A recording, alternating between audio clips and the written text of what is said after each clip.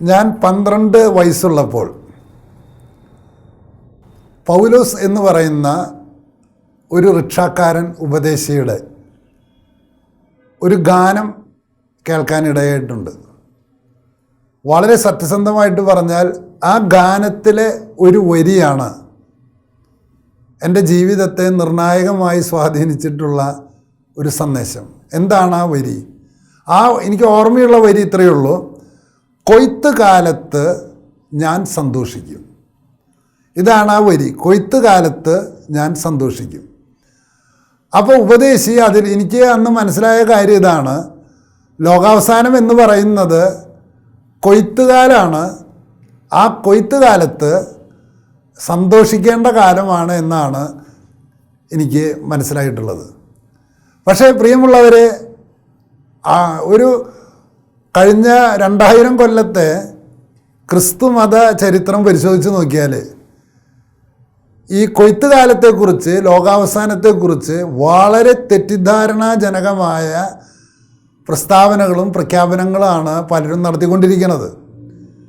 അപ്പസ്തോല നടപടി പുസ്തകത്തിൻ്റെ 1-ാമത്തെ അധ്യായത്തിൽ തന്നെ യേശു ഉത്ഥാനം ചെയ്ത് സ്വർഗാരോഹണം ചെയ്യുന്നതിന് മുൻപ് ശിഷ്യന്മാർ ചോദിക്കുന്ന ചോദ്യം ഇതാണ്: അങ്ങ് എന്നാണ് തിരിച്ചു വന്ന് ഒരു എംപററായി അധികാരം ഏറ്റെടുക്കുന്നത്? ഇത് ചോദിക്കുമ്പോൾ യേശു തന്നെ ശിഷ്യന്മാരോട് പറയുന്നത് അതിനെക്കുറിച്ച് പിതാവായ ദൈവം അന്വേഷിക്കേണ്ട കാര്യമാണ്, അത് നിങ്ങൾ ആലോചിക്കേണ്ട കാര്യമല്ല. പ്രിയമുള്ളവരെ, അന്നു മുതൽ ഇന്ന് വരെ നിങ്ങൾ ശ്രദ്ധിച്ചാൽ കാണാം, ലോകാവസാനത്തെക്കുറിച്ച് ഭീതിപ്പെടുത്തുന്ന പല പ്രഖ്യാപനങ്ങളും പല കാലഘട്ടത്തിലും കാണുകയും കുറേ പാവപ്പെട്ടവരായ വിശ്വാസികൾ അത്തരം വ്യാജ പ്രവചനങ്ങളിൽ ഉൾപ്പെട്ട് ജീവിതം തന്നെ നശിപ്പിച്ച് കളയുന്നത്. അത് യേശു ക്രിസ്തുവിൻ്റെ പഠനത്തിന് വളരെ വിരുദ്ധമാണ്. നിങ്ങൾ കഴിഞ്ഞ 5 കൊല്ലത്തെ ചരിത്രം യൂട്യൂബിൽ പരിശോധിച്ച് നോക്കുക. പാലസ്തീനും ഇസ്രായേലും തമ്മിൽ ഒരു യുദ്ധമുണ്ടായി. ഉടൻ തന്നെ 1000 യൂട്യൂബ് പ്രഭാഷണങ്ങളാണ് ലോകം ഇപ്പോൾ അവസാനിപ്പിക്കും. ഉക്രൈൻ റഷ്യ യുദ്ധമുണ്ടായി, 10,000 പ്രഭാഷണങ്ങളാണ്. ലോകം അവസാനിക്കാൻ പോകുന്നു. കൊറോണ വന്നു, അപ്പോഴും നിങ്ങൾക്ക് കാണാം 10,000 പ്രഭാഷണങ്ങൾ. ഇപ്പോൾ ലോകം അവസാനിക്കും. മാത്രമല്ല, അനേകം സെക്റ്റുകൾ യൂറോപ്പിലും കേരളത്തിലും ലോകം അവസാനിക്കാറായി. 2010 അവസാനിക്കും, 2012 അവസാനിക്കും, 2022 അവസാനിക്കും. ഇത് യൂറോപ്പിൽ വ്യാപകമായിട്ടും ഉണ്ടായിരുന്നു. അതിപ്പോൾ കേരളത്തിലേക്കും വന്നു.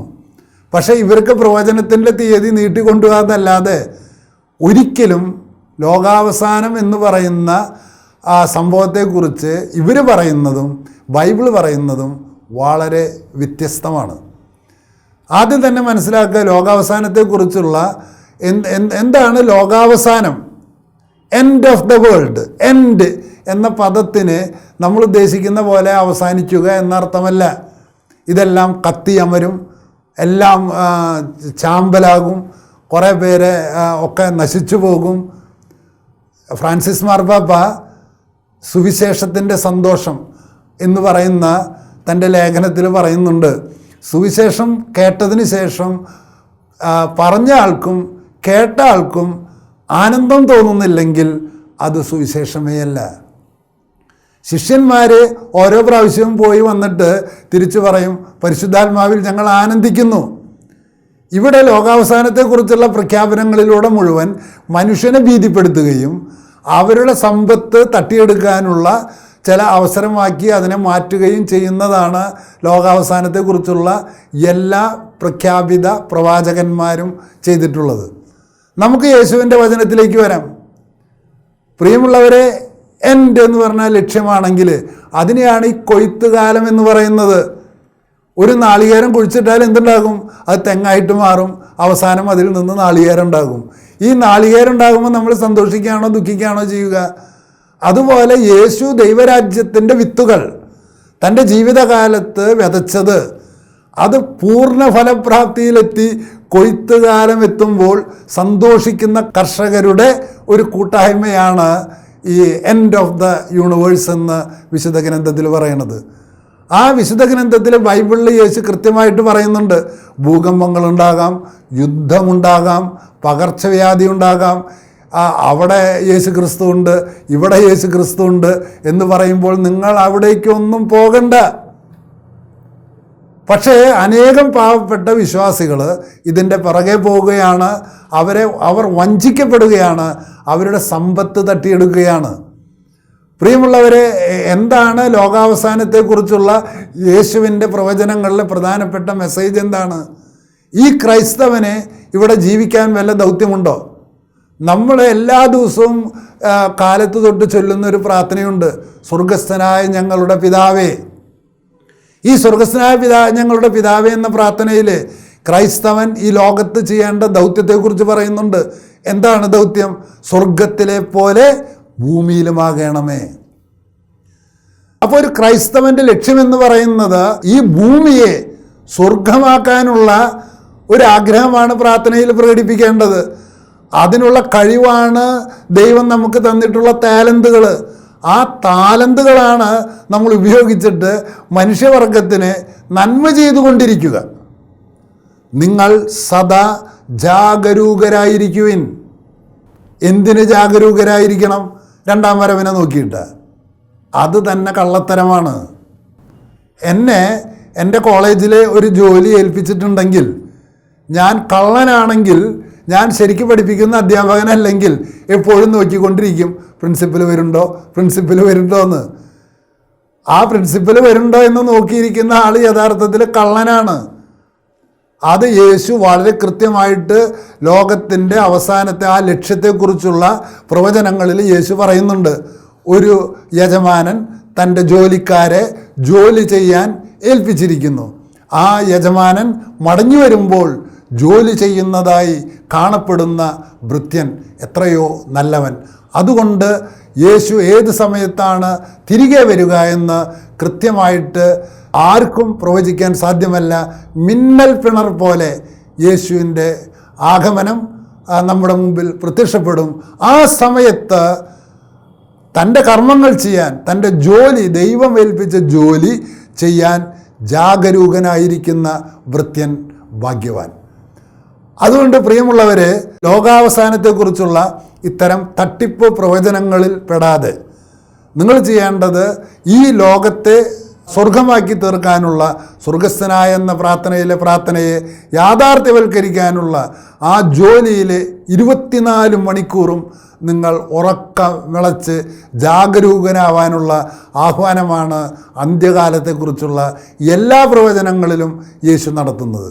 അപ്പോൾ ഇത്തരം ഉത്തരവാദിത്വത്തിൽ നിന്ന് ഒളിച്ചോടാൻ വേണ്ടി, അതായത് കൊയ്ത്തുകാലത്ത് ഞാൻ സന്തോഷിക്കും, യജമാനൻ തിരികെ വരും, എൻ്റെ അധ്വാനത്തിന് ഒരു ഫലമുണ്ടാകും, ആ ദൈവരാജ്യത്തിൻ്റെ സൃഷ്ടി, അതാണ് എന്നെ ഏൽപ്പിച്ചത് ദൗത്യം. അതിൽ ജാഗരൂകനായിരിക്കുന്ന എന്നെ കാണുമ്പോൾ ദൈവം സന്തോഷിക്കും. ഈ സന്തോഷത്തിൻ്റെ ഒരു അവസരമാണ് ലോകത്തിൻ്റെ ലക്ഷ്യം. ആ ലക്ഷ്യത്തിലേക്കാണ് യേശു ദൈവരാജ്യം സ്ഥാപിച്ചത്. അതിൻ്റെ പൂർണ്ണതയിലേക്കുള്ള അധ്വാനമാണ് നമ്മൾ നടത്തേണ്ടത്. അതുകൊണ്ട് ഭയം വെടിയുക. ലോകാവസാനത്തിൽ ഈ ഭൂകമ്പം ഇപ്പോൾ വരും, അഗ്നി ഇപ്പോൾ വരും, പകർച്ചവ്യാധി ഇപ്പോൾ വരും, അതിനെക്കുറിച്ചൊന്നും ഭയപ്പെടേണ്ട എന്നാണ് യേശു നമ്മോട് പറയുന്നത്. അതിനെക്കുറിച്ച് ഒന്നും ഭയപ്പെടാതെ ധൈര്യപൂർവം ദൈവത്തിൻ്റെ രാജ്യം സംസ്ഥാപിക്കാൻ, ഭൂമിയെ സ്വർഗത്തിലെ പോലെയാക്കാൻ, ദൈവത്തിൻ്റെ ഹിതം ഭൂമിയിൽ നടപ്പിലാക്കാൻ നമ്മൾ 24 മണിക്കൂറും ജാഗരൂകരായിരിക്കാനുള്ള ആഹ്വാനമാണ് എല്ലാ അന്ത്യകാല പ്രവചനങ്ങളും എന്ന് തിരിച്ചറിഞ്ഞ്, അന്ത്യകാലത്തെക്കുറിച്ച് മനുഷ്യരെ പേടിപ്പിച്ച് അവരുടെ സ്വത്ത് തട്ടിയെടുക്കുന്ന കപട പ്രവാചകന്മാരെ നിങ്ങൾ ഭയപ്പെടേണ്ട, അവരെ നിങ്ങൾ പിന്തുടരരുത്. കാരണം അവരെ പിന്തുടർന്നാൽ നിങ്ങൾ നിങ്ങളുടെ ദൈവമേൽപ്പിച്ച ദൗത്യത്തിൽ നിന്ന് അകന്നു പോവുകയാണ് ചെയ്യുക. യേശു നമ്മെ ഏൽപ്പിച്ച ദൗത്യം ഇത്രയേ ഉള്ളൂ, അതായത് രാത്രിയും പകലും ദൈവരാജ്യത്തിനു വേണ്ടി അധ്വാനിക്കുക. ആ അധ്വാനിക്കുമ്പോൾ അപ്രതീക്ഷിതമായ സമയത്ത് നമുക്ക് പ്രതിസമ്മാനം തരാൻ യേശു പ്രത്യക്ഷപ്പെടും. അതുകൊണ്ട് യേശുവിൻ്റെ പ്രത്യക്ഷത്തെ കാത്തിരിക്കുകയല്ല വേണ്ടത്, നമ്മളെ ഏൽപ്പിച്ച ദൗത്യം പൂർത്തീകരിക്കുകയാണ് ഒരു ക്രൈസ്തവൻ്റെ കടമ. അല്ലാതെ പറയുന്നവരെല്ലാം കപടപ്രവാചകന്മാരാണെന്ന് ഒരിക്കൽ കൂടി ഓർമ്മിപ്പിക്കുന്നു. ഞാൻ നിർത്തുന്നു. നന്ദി.